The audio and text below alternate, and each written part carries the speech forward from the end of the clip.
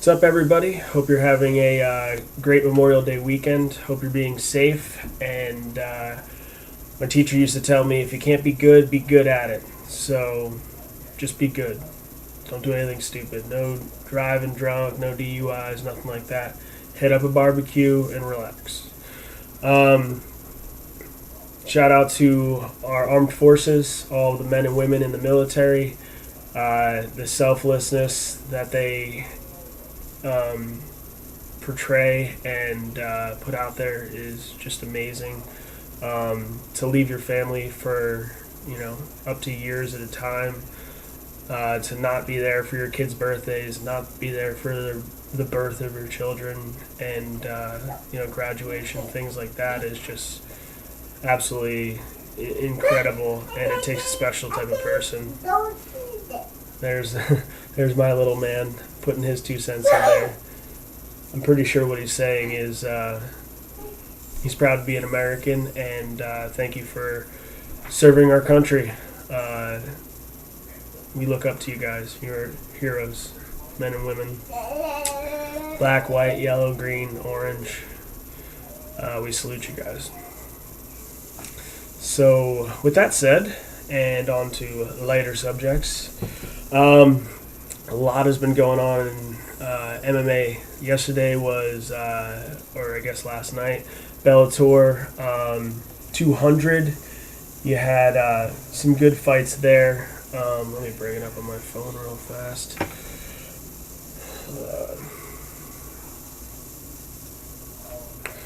I'm trying to think. I know, what was it? Michael Vernon Page, or Venom, sorry, Page beat David Rickles. Let's see here. Get the results real fast. I apologize. Gerard Mousasi won the belt from, let's see, what was the guy's name?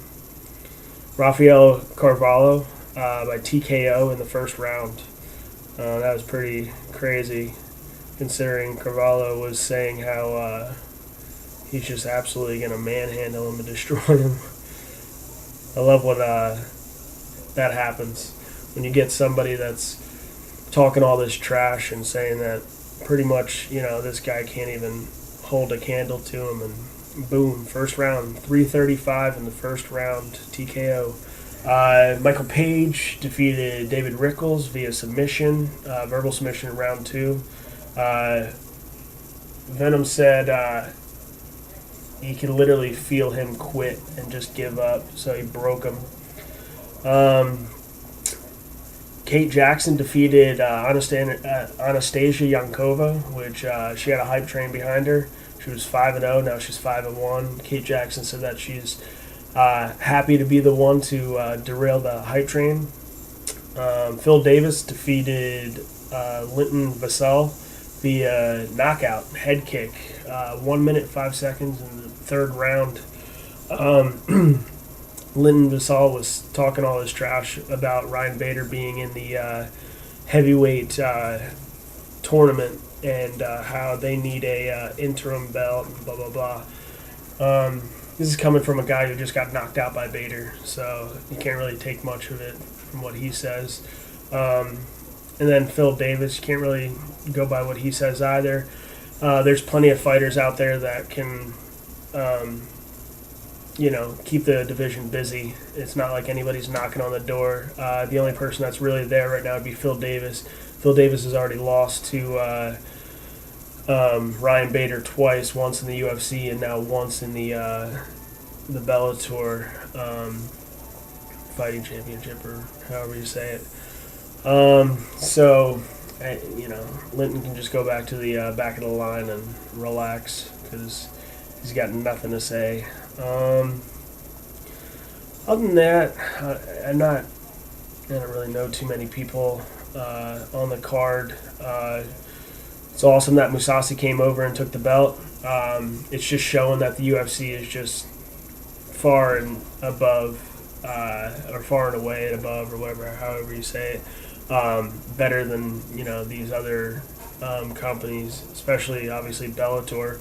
Um, in let's see, we got 3 champions that came over from the UFC now. You got Rory McDonald, Gerard Mousasi, and Ryan Bader. So all fighters that came from the UFC, and it's good to see them. Still fighting, still doing well, and even though they're not in the biggest fighting company, they're still representing and showing that the UFC is the number one. After that, let's get into UFC Fight Night Liverpool. That takes place tomorrow from the Echo Arena. Stephen Thompson versus Darren Till, number 1 contender versus number 7 in the division. This is 170. I believe that's welterweight. Yeah, welterweight division. Stephen Thompson has just been an animal. He's 14-2-1 overall. His only losses, or his only loss rather, comes to at the hands of the champion Tyrone Woodley, and Tyrone Woodley's a beast. Some people said that they believe Wonderboy actually won that fight, and then they also have a draw as well. And he's fighting number 7, Darren Till. Darren Till's fighting in his hometown in Liverpool, and all week he was talking about how he's a big boy and he needs to cut his weight and get everything going right, and he's there for his hometown and all of the fans that are out there, and I understand that that's part of the job. You got to be there for your fans and everything, but at the end of the day, you're a fighter, and your number one job is to show up and be on weight. He came in technically it's 3.5 pounds, but it's the 170 division, not the 171 division. I know they give you that pound, but he's almost 5 pounds over if you consider 170, because he came in at 174 and a half. It's just he's 16-0-1. He's never lost. He's 4-0-1 in the UFC, and there's no excuse. He's got 17 fights underneath his belt. It's not like he's brand new, and he's got 5 fights in the UFC. So kind of sucks to see him come in. He forfeits 30% of his fight purse to Wonderboy, and they also put another stipulation on it that he has to weigh no more than 188 pounds, because he says he walks around at like 215. So even though the weight cut is technically over, it's not for him. He has to stay under 188 or the fight will not happen. It's going to be rough for him, but I hope he does it, and I hope he does it smart so that the medical team doesn't have to pull him. But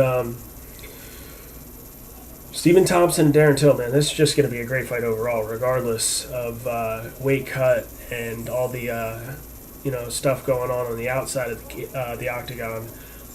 These are 2 strikers, great strikers, probably the best strikers in not even just the division, but overall in the UFC. 2 really, really highly touted athletes, and above and beyond most strikers in the game. So it's just going to be fun to watch. Let's see who else we got. We got Neil Magny, who is fighting a late replacement, I believe, Craig White. It's his first fight in the UFC. He's not a hometown guy, but he is. He's right in that area of Europe. I guess England area. Let's see. Neil Magny. He's been a stud lately. He's well-rounded. He's got great cardio. He's grown exponentially in the division. It's been fun to watch him come up and beat some really good guys,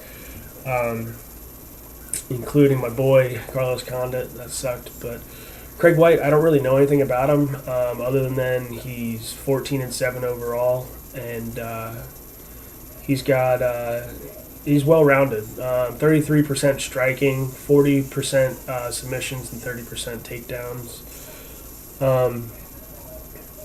as opposed to Neil Magny's 37% striking, 14% submissions, and 50% in his takedowns.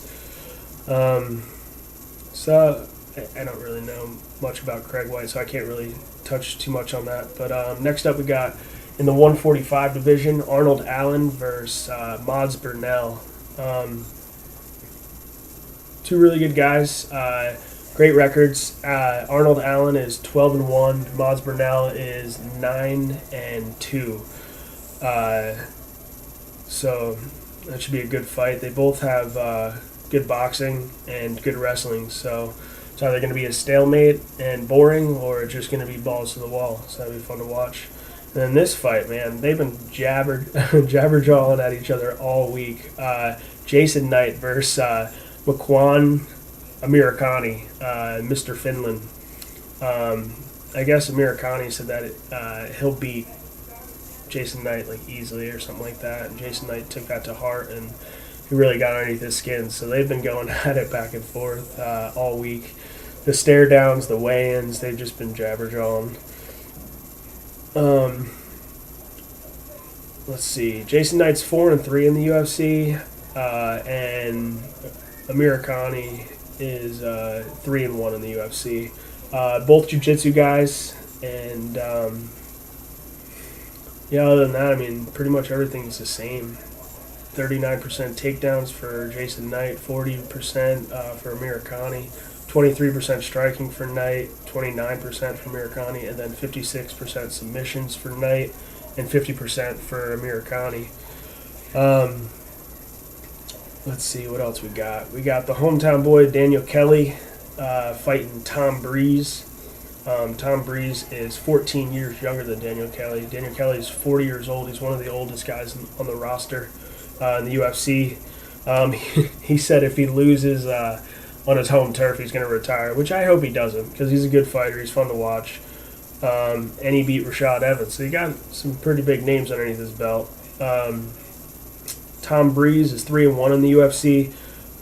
His only loss is to Sean Strickland, who, if you know anything about Sean Strickland, he's a good fighter. He's 19-3-1 overall, so the dude's a good fighter. Daniel Kelly mixes his strikes really well. He's a great wrestler. That's pretty much his background, that and judo. Tom Breeze is actually a boxing, I guess he comes from a boxing background, and he's also a BJJ specialist, so that'll be good. Lena Landsberg versus Gina Mazzani. Let's see. It's 135 division, women's division. I like watching Lena Landsberg fight. She's always fun. And Gina Mazzani, I only saw her watched her fight once, and she lost that fight to Sarah McMahon. But this is opposites. Mazzani is a great wrestler, where Landsberg is a great striker. And everybody knows the fight starts on the feet, but unless Landsberg can, snap that wrestling down and have good hips, it could be a long night on her back, or Mazzani can have a long night on her back when she gets knocked out. Let's see here. Elias Theodoro versus Trevor Smith. They're both fighting. I think that's the last fight, or the first fight rather, I guess, on the card. Elias is a great fighter, 6-2 in the UFC. His last loss was his last fight was against Brad Tavares. Brad Tavares beat him, but he's beat Daniel Kelly, I guess, I think in Daniel Kelly's last fight. He's got great cardio, and he's a striking specialist, 64% in his striking game. Whereas Trevor Smith is wrestling and jiu-jitsu. He's got a 53% takedown and 47% submissions. He's 5-4 in the UFC, whereas Elias is 6-2. But Trevor Smith's been in some good fights, so Don't let the 5-4 fool you.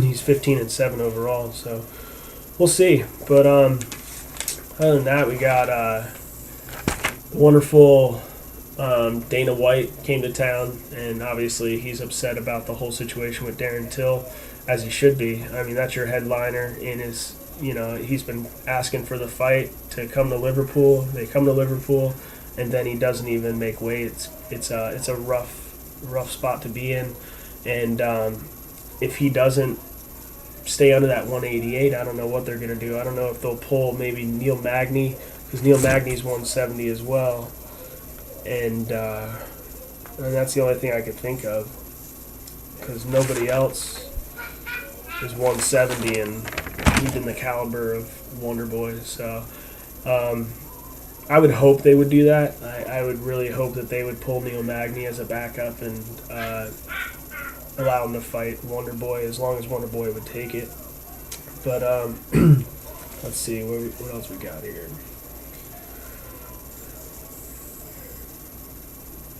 June 9th, UFC 225 in Chicago. 2 championship fights. We got Robert Whittaker versus Yoel Romero 2, and Rafael Dos Anjos versus Kobe Covington for the interim 170 middleweight fight, or welterweight fight. Let's see. Robert Whittaker, Yoel Romero. Robert Whittaker won the first time around. That's actually Yoel Romero's only loss in the UFC, and it was a good fight. It was fun to watch. Robert Whittaker actually blew out his knee in the first round pretty much, and he still beat Yoel Romero, so that was fun to watch.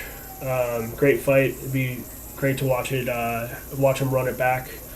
Robert Whittaker's on an 8-fight win streak, which is actually, I think, either the best in the division or the second best in the division.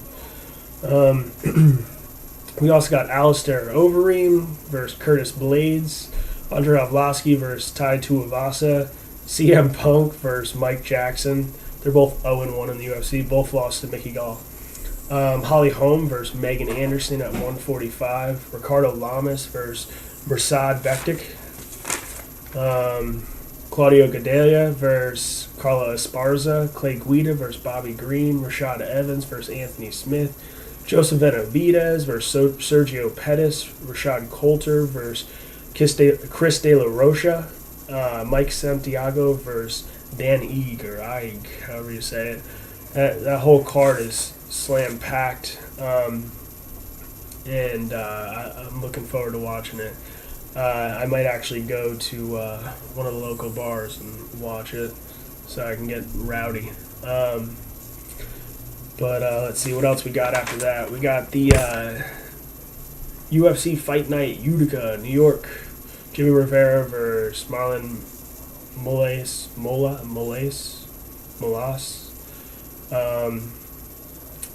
Other fighters, known fighters on that card: Gregor Gillespie versus Vince Pichel, Walt Harris versus Daniel Spitz, Jake Ellenberger versus Ben Saunders, Nick Lentz versus David Timur. This fight I'm looking forward to just because they're both always like smiley dudes and happy-go-lucky. Gian Valenti versus Sam Alvey. Sam Smiling Alvey, or Smiling Sam Alvey.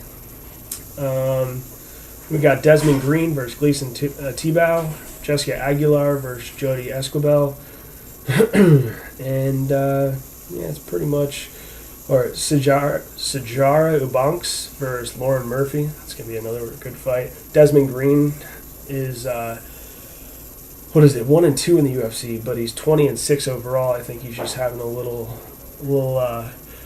UFC jitters. Hopefully this fight will come out and show what he's made of, because he's a good fighter. He's fun to watch on YouTube. Check him out. He's got some good highlights. I'll go over everything in another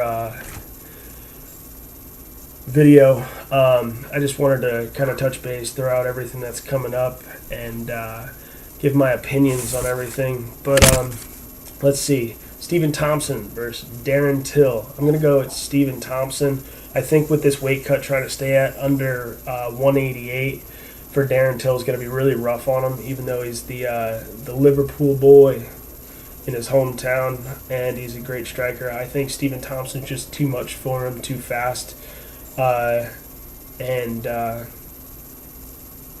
I hope Stephen Thompson wins. I really want him to win. I just think he's more well-rounded. He's a better champion caliber fighter. Darren Till's flashy and he's fun to watch, but I don't like his attitude. He's super cocky. You know, he beat Cowboy Cerrone, who's very undersized for the 170 division. Donald Cerrone barely cuts weight for 170, and you got Darren Till walking around at almost 220. So he's cutting down. He's at almost 50 pounds, 45 to 50 pounds. It's crazy. So beating a slow starter in Cowboy, it's impressive, but it's really not. If he beat him at 155, I'd give him his props. But he asked for Stephen Thompson. He got Stephen Thompson. So, sometimes you got to be careful what you ask for. Neil Magny versus Craig White. I'm going to go Neil Magny. Arnold Allen versus Mods Burnell. I'm going to go with, let's see. I'm going to go with Arnold Allen. Jason Knight versus Makwan Amirkhani. I'm going to go with Amirkhani. I like Jason Knight, but I just don't think he has it. Amirkhani's one of those fighters that just, when he's on, and he's a beast. Claudio Silva versus Nordine Talib. I'm going to go with Nordine Talib. Eric Spicely versus Darren Stewart. I'm going to go with Darren Stewart. Daniel Kelly versus Tom Breeze. I'm going Daniel Kelly. Lena Landsberg versus Gina Mazzani. I'm going to go with Lena Landsberg. Bradley Scott versus Carlo Pedersoli. I'm going to go with Bradley Scott on that. Jillian Robertson versus Molly McMahon. I'm going to go with Jillian Robertson on that. And then Elias Theodoro versus Trevor Smith. I'm going to go with Theodoro. So that is Stephen Thompson, Neil Magny, Arnold Allen, Amirkhani, Nordine Talib. Let's see. Darren Stewart, Daniel Kelly, Lena Landsberg, Bradley Scott, Jillian Robertson, and Elias Theodoro. Those are my picks. And, sometimes I'm right, sometimes I'm wrong. Most of the time I'm right, though. I do my research. I know it looks like chicken scratch, but I got tons of notes on everything. I got books and droves and droves of all this stuff that I do, and sometimes I don't even talk about half the stuff I look up about their stats and things like that. Sometimes I do, but I just wanted to keep this nice and short. I didn't want to go an hour long or anything like that. So 23 minutes I think is pretty good. Again, happy Memorial Day weekend. Shout out to the armed forces. Our American soldiers are amazing, and we thank you for everything that you do. We got, sweet shirt. It's actually reversible. Ugh. Get the other side going here. As I put my my arm in wrong. Check it out, USA, all day. Hope you guys have a good one. I look forward to hearing your feedback, and be safe, guys. Always a pleasure. Ice Rice out.